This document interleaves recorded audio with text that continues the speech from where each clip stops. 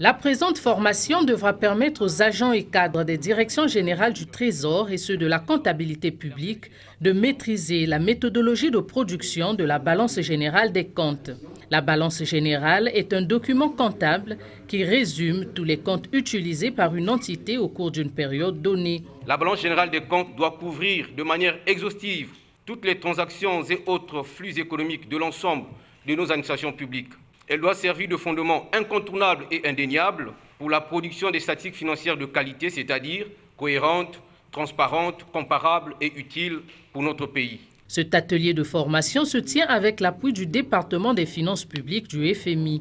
La quarantaine de participants devra donc échanger sur la problématique de la balance générale des comptes afin de mieux se préparer au passage de la comptabilité de caisse à la comptabilité d'exercice. Classiquement, nous sommes sur une approche basse caisse, c'est-à-dire que les faits générateurs qui vont déclencher des écritures en comptabilité, ils sont intimement liés à la fois aux encaissements et aux décaissements. Donc c'est le cash qui dirige un petit peu les mouvements comptables.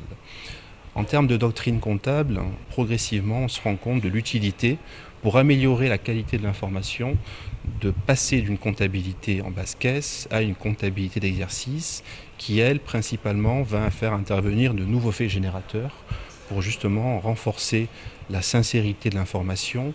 Par exemple, aujourd'hui, quand on paye une dépense, la première écriture, elle est constatée à la prise en charge comptable, une fois que le dossier dépense arrive chez le comptable.